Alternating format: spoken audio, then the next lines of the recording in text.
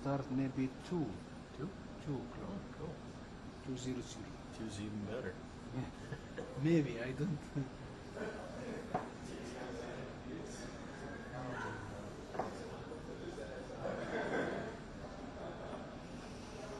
Sounds good.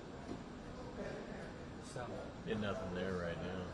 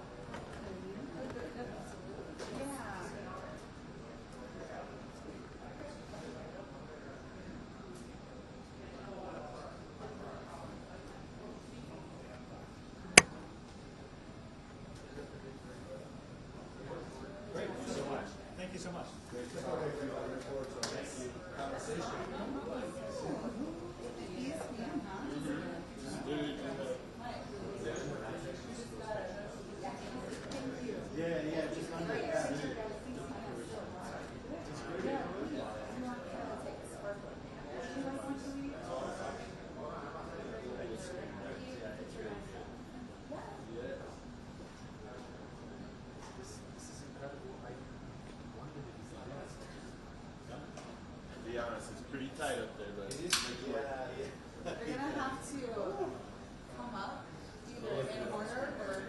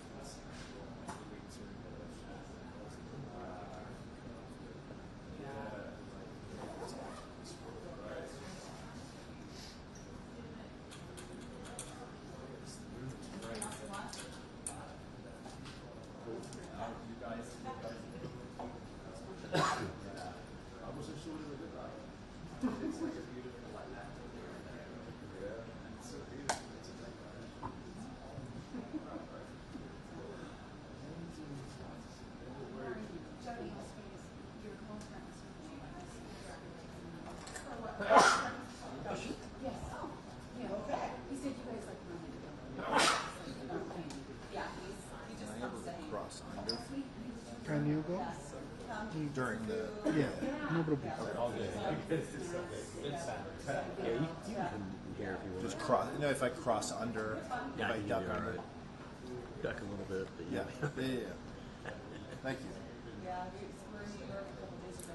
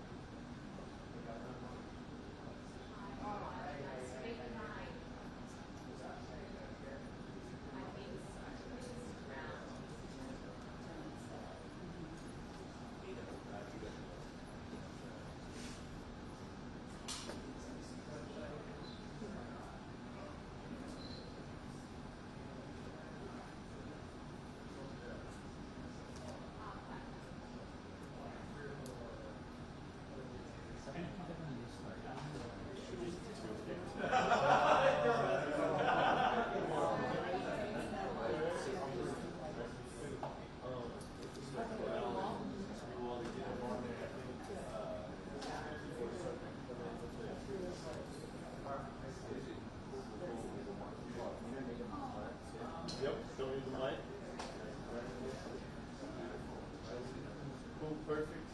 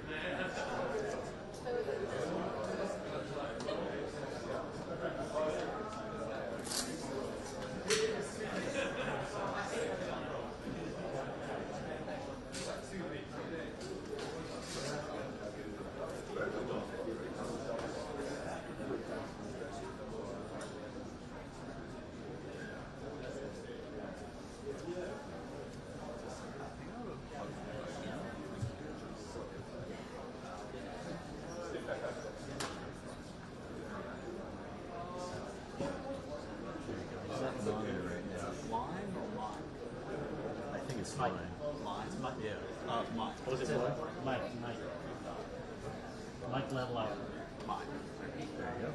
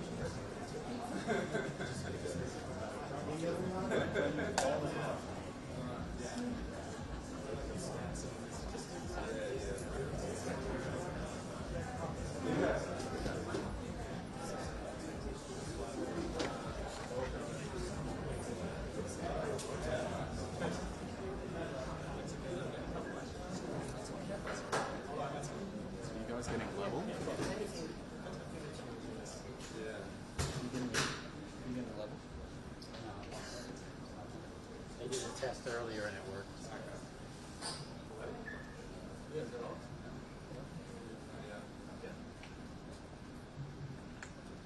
Right. Hello. Okay, great. Hi, I'm Aaron Souza, president of Nats Games, and I'm Mike Oates, our director of communication. You might introduce. Yeah. Hi everyone, welcome to the press conference. Hopefully given you a lot already, but today's the opportunity. This isn't being live streamed out of this room. I just wanted to give you the chance to question and probe some of the key characters today. I think they should all be self-explanatory, but we've got 3 athletes here. We've got Brett, our coach. We've got a couple of world records on stage. We've got Professor Guido Calles, who is the chair of our Independent Medical and Scientific Commission. So we should have everything covered on stage. We've only got, sorry, hi, is this thing on? We've got just over an hour left. So if you've got any follow-up questions or so on after for any of the team, we might have to take you out of this room because we're being kicked out at some point. But anyway, I'm just going to hand over to Aaron now, and I think we might have some questions already. I think maybe. Yes, please. Thank you, Wyatt. Magazine. Hey everyone, I'm from Wyatt Magazine. Obviously the news has been out for so the news about the record has been out for about an hour and 20 minutes. I'm just interested in the responses that you guys have had from fans or from friends and family to the news about the record, particularly for the youth question. And we have obviously having come out as a advanced athlete. Question maybe start. Yeah, honestly, I did not check my phone yet, but I'll check soon. Yeah. Okay. We did it together with you, so of course some supporters are excited and really excited to see the human potential. We also have people who think stereotypically and already criticizing why do you give up your legacy. I don't give up anything because I prove everything to the whole world. Now I just want to expand the potential of this humanity.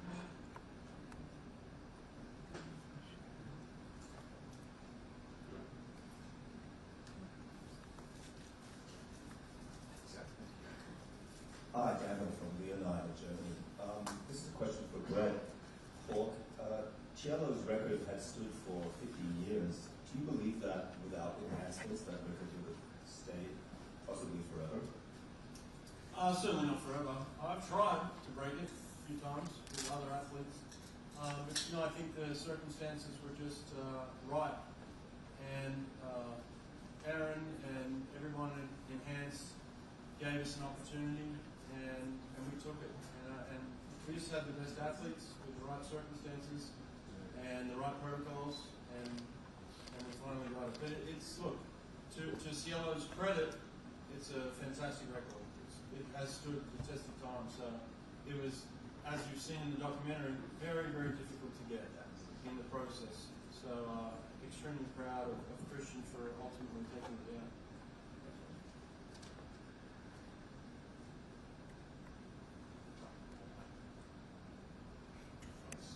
Australian Associated Press. Can we just get an overview of the significance in your mind of today's launch? I guess the picture of world sport. Yeah, it's an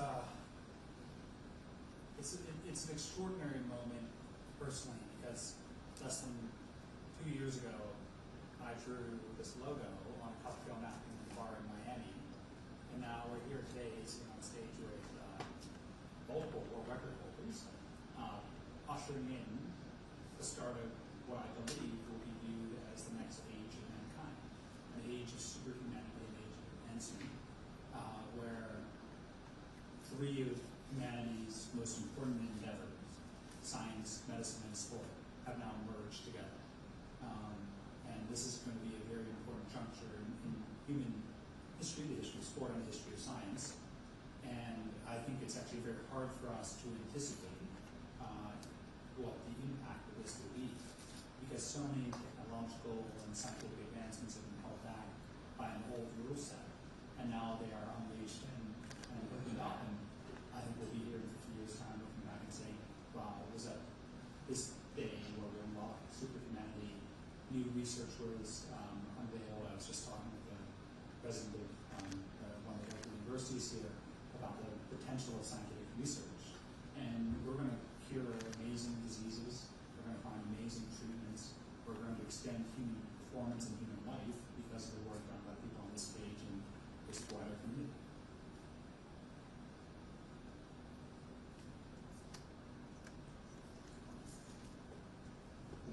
Thomas Fishman from Science. I have a question. Do you disclose the complete list of substances that you give to athletes, and what's doing the background? Haven't you tried out yet, or what might be next? Well, that's a great question. So from a policy perspective, athletes need to disclose their protocols to us as the medical committee, or I should say, Guido and his colleagues on the medical committee. However, everyone is also entitled to their medical privacy, and so they don't necessarily have to go out and talk publicly about what they're using. And I think it's actually, a journalist asks me all the time, I don't speak for the others on stage, they say, oh, are you enhanced? Have you used some enhanced before? And when they say, why, what have you used? I say, well, I don't want to disclose myself because I don't want people to copy me. I don't want to become a social media influencer a la Brian Johnson. He's a great friend of the project. And that's why today we launched the Enhanced Performance Products Division. So that if you're interested in using performance medicine, you shouldn't copy Karen D'Souza or Christian or James or Andre, right? You should actually go and talk to a doctor and get a personalized protocol to your needs, right? And you can go on to enhance.com and sign up for that service now. And I think that's the best goal, rather than saying, because he's 6'7", so tell me 6'7", right? 31 years old. I'm not 6'7", and 40 years old. What we need to enhance our performance is different, and medical advice is core and central to that.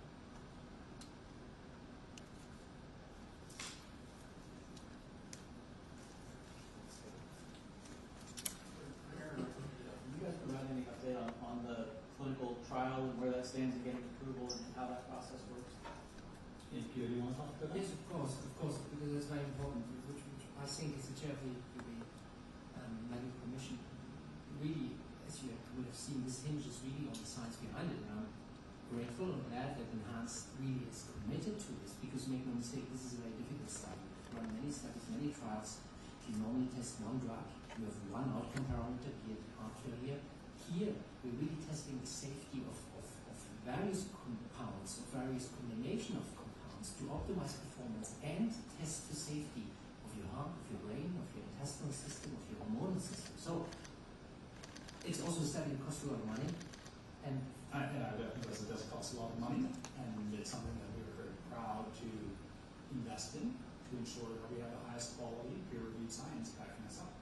exactly. So how are we going to go about it? Yes, we will have a study that is IRB approved, institutional review board, so ethically approved, highest level for national and international studies. So we have, for the next couple of weeks, maybe a bit more, we will hopefully have this approval in our hands, which means this study will adhere to the strictest national and international criteria how we conduct research study. And beyond this, we have even put in more safety stops, not because we, and I think this is extremely dangerous and difficult, but as you will clearly know, there's a need for safety measures and for results to finally answer this question, which is discussed a lot really in an emotional way.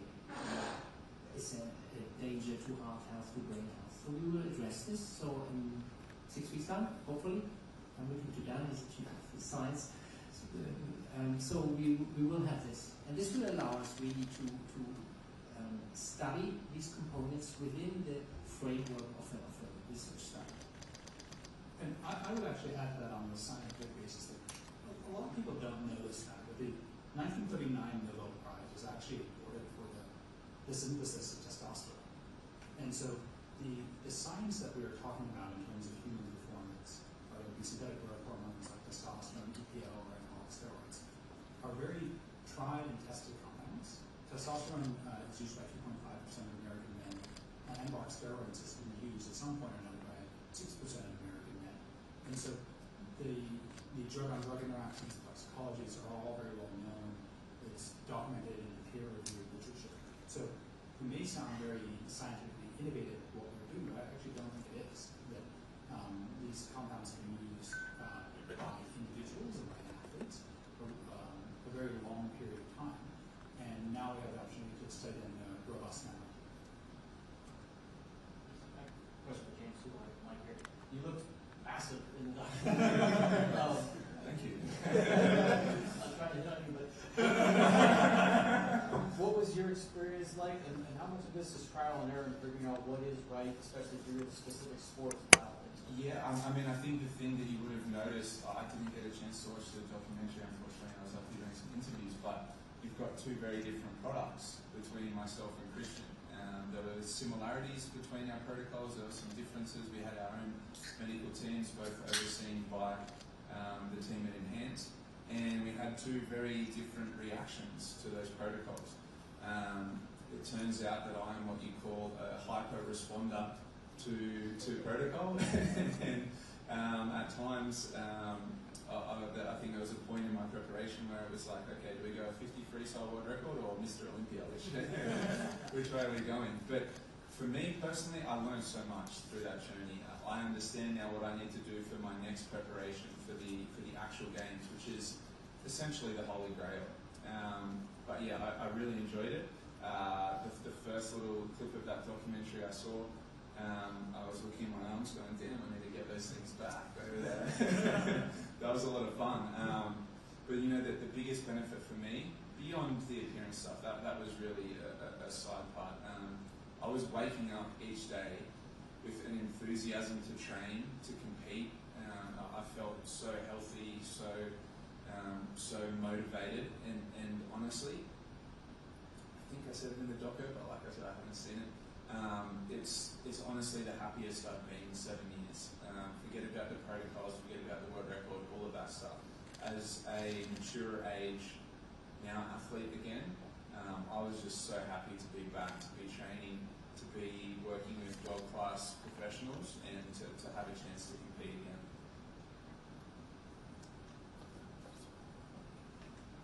Hi, Sandy, a question for Aaron. You said that this was going to hopefully usher in an era of superhuman, I think was the words that you used. Does that mean that this is something that you imagine spreading into like the rest of the sports world in the future? Yeah, so the psychology of elite sport is really interesting from a viewer perspective. So effectively, no one watches minor league and everyone wants to watch Major League Baseball. The viewership numbers of the XFL will never reach that of the NFL. Effectively, no one watches Formula 2, but everyone watches Formula 1. Why? Because I think there's something very deeply hardwired in our brains on a biological level to want to see the very best of human performance. Like, we know that Mount Everest is the tallest mountain. We know that Edmund Hillary was the first to climb it. Like, what's the second tallest mountain in the world? Who was the second person to climb Everest? Right? These are facts that don't even register in our mind as even being important. And so the fact that Christians said the most important world record is swimming, the unequivocal world record, because it's sort of like what children want to do in the pool. You jump in and you say, how fast can you swim to the other side? 1 lap matters, right?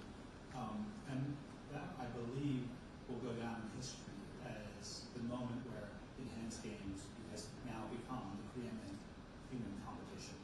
And there's only a few more records that actually enter the cultural zeitgeist: the 100-meter, the mile, the marathon, and as a consequence, I believe we are now a preeminent sporting competition. And from 1896 until 1992, amateurism was the moral touchstone of Olympic sport. If you were a professional, you were somehow cheating, you were undermining the spirit of sport, and you were banned. And that's what they did for nearly 100 years. But then they realized by the 90s that actually professionals are a lot more interesting and faster and better than amateurs. And amateur sport effectively doesn't exist anymore. And I think the same is going to happen. All sport will be eventually enhanced.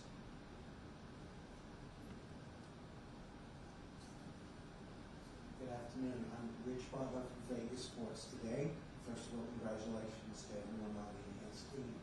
I'm curious to know what traditional athletes, both past and present, what are their feelings? Has there been any feedback from the traditional community? Are they supportive of enhanced, or is it negativity? Curious to know what the feelings are from, again, past and present athletes. Yeah, I think I'll jump in. As the first athlete back in February last year, I've had many conversations with past and present athletes. The two most common answers I get from past athletes: I wish I'd stayed in shape so I could embark on something like this myself. I think it's an amazing opportunity. The response I get from current athletes: I'm going to sit back and watch this first games with interest because I think this could be a really feasible option for me in the future. I think as athletes we have a greater risk appetite than the general population, and we see an event like the Enhanced Games as an opportunity. There's less fear or trepidation from us as athletes. So that was the only real opinions that I was worried about when I signed on, were what will other athletes think, and it's been overwhelmingly positive. So is the possibility that Michael Phelps and Rock Spitz may come out of retirement? Mark Spitz might be a bit longer than two. Michael Phelps, we're watching. Yeah. Well, I think, actually, I might turn this over to Robert, because we've thought about this a lot, but there's a reason there are 3 swimmers sitting on the stage here. And swimming, I consider to be one of only 2 fundamental human sports. Running and swimming, they're actually not even fundamental human sports, like they're fundamental sports of all mammals, like dogs and horses race each other, right? And so, why is it that swimmers are up here? And I think the economic dimension of what we're doing, I'm so proud to have handed this guy $1 million check, right? The economics of swimming aren't very good. Do you want to touch on that? Of course. So to represent myself, I'm Inaugural, and I'm actually representing additional sports here because I'm owning the world record in 50 butterfly right now. Nobody did it. So just a matter of fact, the swimmers economically never get fully supported from any institutions. Usually what we do, we spend all life to sacrifice many things: discipline, family time, health, for a chance. And most of the time, for most of the athletes, chance never comes. And then you end up with what? Just the experience of many countries, many people we've met, and good friendship. But then you need to live life, and you cannot use this experience in any other dimensions other than coaching. And different countries have different conditions. What I see now is potentially that we are from amateurs that's training more professionally than maybe any other sports could actually get well paid and well supported. This is one of the main reasons, and I have many, many behind, and it's like 30, 40 minutes total. But this is the essentials, what's happening right now. Respect the athlete and what they do and what they sacrifice in life. Can I just ask a quick question to you about the reaction to the announcement that you've become enhanced games head coach back home in Australia? How's it been? A bit of a whirlwind. And then also, secondly, where is the ceiling? What sort of time do you think will be possible in a year for either Christian or James? Or Well, let me answer the second question first, because I'm now surrounded by people who think beyond what most people think. Now, Aaron D'Souza is somebody that's a visionary in my world, because he is putting us in a position where we can look beyond the norms. You know, as an athlete, you're stuck in kind of, here's where you can max out. I don't know what the max is now. You know, we don't know where it is, and this is such an exciting time for us. So in terms of the response back home, I haven't told anybody. I've been sitting on this since February. I haven't slept in 5 days either, so I am on edge. But in the sense that I'm just so glad the world can see the work that these guys have been doing, and the enhanced team. I mean, there's a whole team of people behind us that have put us in a position to be able to do this, and I'm so thankful for them. Like Mike over there is just a world-class leader in what he's done and doing, and I'm just so thankful for people like that who are kind of unsung in this. You know, Christian and James won't take all the glory here, but a lot of good people behind the scenes, and it's just so invigorating to be with a team of people that have that type of belief. They see the future, and it's 10 years ahead of everybody else. So, look, we don't pay attention. We've never really paid attention to detractors, people that want to take away from us. We surround ourselves with people that inspire us, that believe in the same things we believe, and that's why I'm so proud to be a part of this team. Someone's going 19 seconds within a couple of years, for sure. Butterfly. Daniel Rogan, question for Dr. D'Souza. Can we expect more world record attempts in the next year leading up to the first games in both swimming and track, and potentially weightlifting? I think we're going to save the basketball records for the games themselves. But after the first games, we're going to build out a global circuit. One of the issues of Olympic competition is that there aren't enough opportunities for athletes to build their fame and to monetize. And so why don't Olympians get paid in the same way that, say, basketball or baseball players do? Because basketball players play multiple times a week. And, you know, Formula 1 is like more than 20 events in the season now. And so by creating more events and more opportunities to monetize across different jurisdictions, will allow our athletes to build more fame. And what I want is, you know, be looking back in a few years and say, oh, you know, $1 million for a world record, that was cheap, right? Because, you know, we want our athletes to be paid well, we want to earn millions and be rewarded for success. And these are the finest specimens of the human species. They're doing something that, like, literally, like, billions of people have tried to swim a lap of the pool. Right? Millions of people have competed in a organized fashion in swimming. And they've spent billions of hours training to do something that Christian has done better than anyone in such a talented human history. And that deserves to be rewarded in an extremely substantial way, in my opinion. Constantine, so Dr. D'Souza, in your opening remarks, you alluded to some media disruption and innovation there as well. That the games will be broadcast and available for consumption in new ways. Can you speak about that a bit? Where can fans tune in? What should we keep an eye out for? Yeah, so many people don't realize it, but in the press release went out today, it included a Dropbox of all of our content. So the footage from the world record, the documentary, everything, it's all rights free. Right? It's effectively like a Creative Commons license, so that anyone, the content creator economy in music, they can cut it, and that is the exact opposite of what traditional sports federations do. If you go to the Olympics will say, you know, the very strict media rights, only the registered broadcasters pay billions of dollars for those rights to broadcast it, and that content is locked up. Because we monetize not by selling media rights and corporate sponsorships, but through our performance products business, we want our content go as wide as possible. Every decision that we've made is foremost been made on a scientific basis, and number two, we made on a basis of distribution in this modern era. I'm not interested in television contracts in the same way that most sports executives are, because television is a dying business, right? We live in a content creator economy.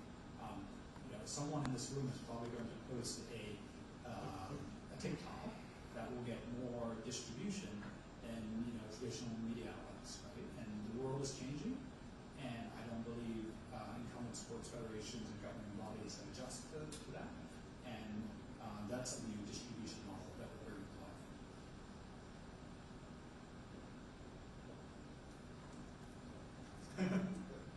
Sorry, Aaron. Just logistically, I mean, building a pool track here, how does that play? How did that plan come about? The reduced size, the lanes and whatever, and can it be done in such a short period of time to actually construct the facilities? Oh yes, the one thing about Las Vegas, and we haven't spoken to the details of the host city, right? Vegas is a place where you can build, right? And there is a culture of building here that you do not see in most major cities. I couldn't imagine trying to build a pool or a track in New York or Melbourne within a year. But the beauty, and we didn't touch on this during the main event, it's the beauty of this venue is that there are 3,500 hotel rooms. There's 250,000 square feet of conferencing space. There is 86 acres of land, and you never need to get into a car or bus. You literally walk, air-conditioned comfort, to everything. And that's what, from a logistical perspective, will make this completely different from other major events. Right? Come to a press conference, go downstairs and watch the track and field, go to the nightclub and have a drink, go to your room and have a nap, and go back out and see all the competition without ever having any logistical or transportation concerns. And that compact physical footprint changes the dynamics of the viewing experience in such a dramatic way that I don't think that we're going to ever look back upon traditional Olympics and say that's actually a good delivery format. And Vegas is purpose-built for entertainment, and this complex and campus here can do it in a way that is luxurious and elegant in a way that doesn't exist anywhere else in the world.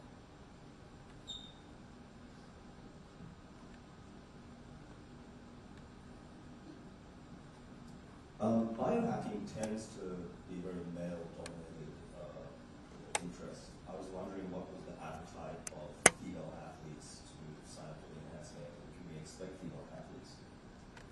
Yeah, so it's interesting. I think in terms of risk appetite, I give James a lot of credit, right? As an individual who, I don't know, heard me on a podcast or something, and then he didn't even reach out, just declared that he was going to compete at enhanced games, right? And make that meet without a contract or any negotiations or anything, and we basically negotiated this fine. I think for a lot of athletes in general, it has been viewed as, is this actually real? Right? And I think every athlete in the world tomorrow is going to wake up and call their sports federation and say, where's my $1 million? And now that it's very real and very tangible, I think it's going to be easier for athletes across the gender spectrum, across the economic spectrum, across the nationality spectrum, to sign up for the games. And my phone has been buzzing nonstop, as you might expect. But it's nice to see that already there's half a dozen athletes who have reached out to us on our website, who are Olympians and medalists and champions who want to come and compete. Right? And that's the magic of the world of social media. The enhanced games can not only have ever been built in this area, so there's this new technology that allows communities to be built on a global scale.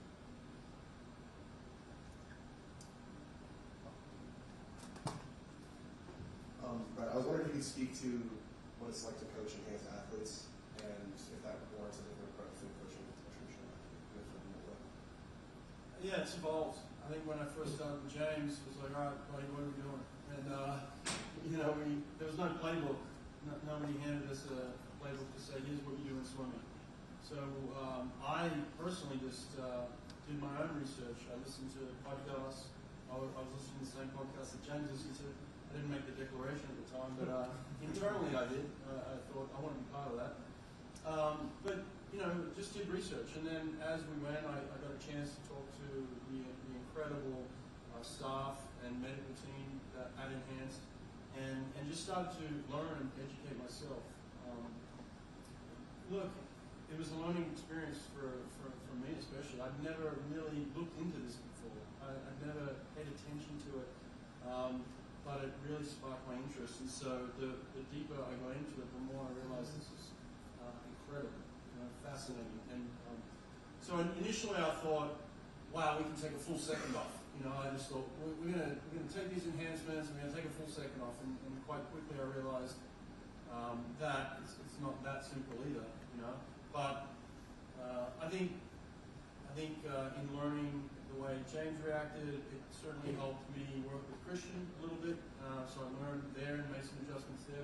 But we certainly were making adjustments as we went along, and I feel better for the experience. I know for a fact James would swim much faster the second time around, and I'm sure Christian would say the same. So I think ultimately we're all going to be better for just jumping in and doing this and learning.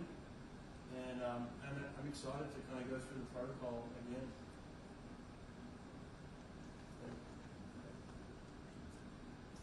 Melanie from Germany. I have a question for the next 12 months. So the games are 12 months from now. How does the training look different to natural, if this is the correct, to natural athletes in the next coming months? And maybe Professor Peters could also answer to this. But in terms of athlete training, I might defer to Brett on that. I'm a sports bureaucrat. I'm most happy in a spreadsheet. So I could talk about the economics of sport all day long. But in terms of training, maybe Brett, you want to outline? What I learned is that the recovery rates are much faster. So generally, what did you call the athlete? A natural athlete. Okay. Yes, a natural athlete would take somewhere between 24 to 48 hours to recover from a very intense workout. James was recovering much faster than that, so we made adjustments to kind of come back every day and go again. What I learned over time was that physically you do recover, but there's nothing really that I've experienced that helps with the neurological recovery. Sometimes it's almost like waking up from drinking coffee every day, and then you skip your coffee that morning. You get a little bit of a brain fog. And so I think when you work hard and very intensely, that can take time to recover. So we had to make adjustments with that knowledge of like, hey, the nervous system is taking a little bit longer than the muscles, right? So I think it was just exciting to see these athletes being able to recover faster. But over time, it certainly does have a cumulative effect. So that's where the learning was. It's just like, how do you manage this appropriately? So I think we certainly learned a lot, and I'm excited to take those learnings and go again in this. And in my research of protocols, I've learned that the second time around is generally better than the first time anyway. So that's what excites me as well. Yes, from a medical point of view, so the athletes will sign into this research study.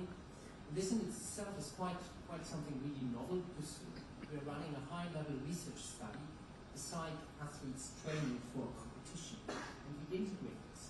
These athletes are part of a research study, but they're by no means guinea pigs. They are here to compete, and they are talented and individuals who want to concentrate on what they're doing. But of course, they will go through a rigorous testing program, which I can say this for a fact is better compared to what's being done in other organizations. Some do better, some do worse, but the medical profiling will be second to none. So they will have monthly blood tests, and we're in a better position than Brad. We do know what we need to look for. We are not learning as we're going along. So they will have blood tests, they will have initial investigations for eligibility, which will look at the heart, at the brain, the hormone balances, and then not only this until the games and until the research protocol is 6 months, so they will be comprehensive question is, what do these enhancements do for our long-term health? And again, this study, and this is really the first one that does it properly, prospectively, we will follow up these athletes 5 years with annual scans, blood tests, also psychological performance questionnaires. So it's a really comprehensive study after many studies from athletes work with international organizations, but the depth of phenotyping, as we would call it, is really, really something I'm looking forward to, which will give us a lot of novel knowledge. And then, if I can say this as well, we touched it, what is next? Well, next is maybe as 19-second athletes, but for me as a doctor, next is really how can we translate this knowledge we have from these incredibly talented and genetically very gifted individuals to you and me, our society. So we used to talk about lifespan and health span. I think this program is really about activity span, because we will get a lot of novel knowledge how we can stay active longer in life. Now this is maybe a bit blue sky thinking, but I hope we can achieve this over the next 5-10 years. Oh, absolutely. I think that we are on the cusp of a multi-trillion-dollar new industry, because right now we view medicine as something which sick people use to hopefully get better, not something that is about ordinary people becoming extraordinary or the best version of themselves they could be. And effectively, and there's good sort of economic game theory analysis of this, is that all the excess profits of capitalism or a nation will go to healthcare. Because, well, at the end of the day, you can't take your money with you, right? And so individuals are highly incented to spend to improve their healthcare over the course of their life, particularly towards the end of their life. And as a consequence of that, I believe the market for performance medicine products is gigantic, and it's proven by things like Ozempic and the GLP-1 drug, which are about $1 trillion, the market capitalization of Novo Nordisk and Eli Lilly. And so ultimately, that's one enhancement product. Right? We're talking about a whole suite, a whole industry of enhancement products that have now been brought to light that can be proven not in 100 years, but in 20 seconds. Supervised, absolutely. And clinical supervision is absolutely essential to this. Like, there have been untested sports federations before, in bodybuilding, powerlifting, and jiu-jitsu, but ultimately, they have never brought the rigorous scientific analysis together. Right? There are 4 doctorates on this table between 2 of us. He's got 3 of them. And this has been absolutely core to what we've done from the very outset, because what we are here to do is not create an entertainment product. We are here to create a scientific product, one that increases human longevity, increases human activity, and is going to be a very, very powerful long-term driver of the improvement of our society. George with Reuters. This question is for Aaron. First of all, congratulations to everybody on stage, and especially the competitors here, the new signed athletes. My question is, Aaron, we spoke yesterday. I just wanted to ask about, we have these accomplished athletes on stage. Can you give us a hint of what other additions to the team we can expect in the future? Oh, well, obviously the 3 core sports in the enhanced games are track, swimming, and strength. And we've had strong interest in all 3 sectors. Obviously we focus on swimming because we've got the best swimming coach in the entire world here. We have the multiple world records on stage, so maybe we've got as many world records as we have doctorates on stage. That's probably a good measure of future press conferences. And ultimately, my goal is, as an organization, is that we need to break the 100-meter, the mile, and marathon record. I think those are the 3 crucial records that are deep in the cultural zeitgeist. 9.5 seconds in the 100, sub 4 minutes in the mile, sub 2 hours in the marathon. And this is something that has had huge participation. But again, the economics of track and field are pathetic compared to most sports. And I think we have the ability to fix that here at the Enhanced Games.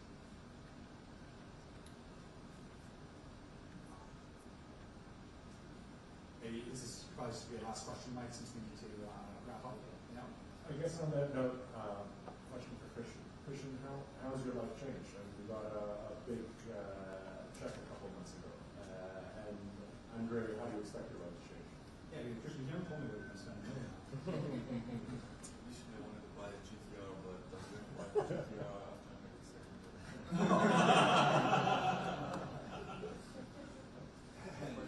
Yeah, I think my life definitely is going to change. I'm going to advance a lot of money, and yeah, I think that's going to be great for me and my family. You know, have a more comfortable life, and I can buy a house, I can invest money, so I have a better future. And when I'm done swimming, you know, start stressing about what's next and how I'm going to make money and provide.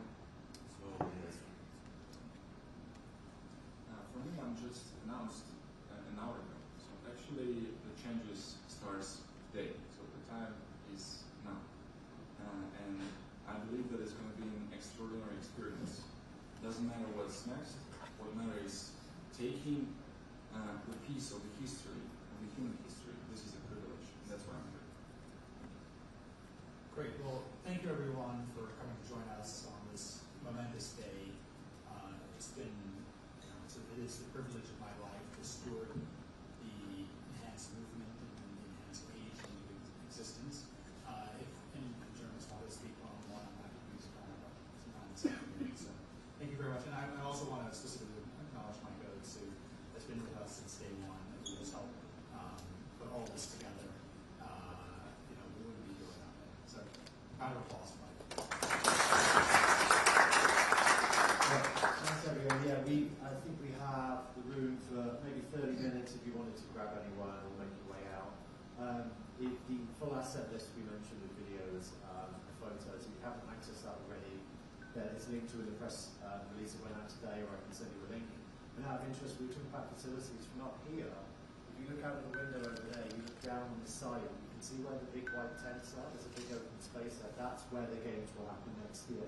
That's where we're constructing the pool and the track and the strength facility. So it's a good view. If you're interested, we'll give you a tour. Okay, so thank you everybody, and thanks to our interviewees today. Thank you. Thank you everyone.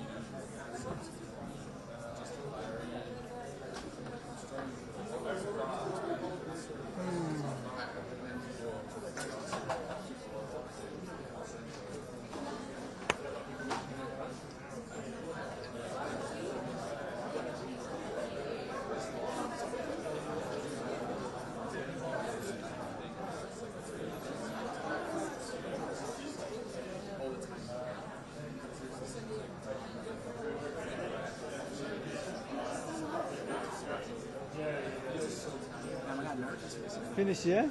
Oh, hold on. Yeah.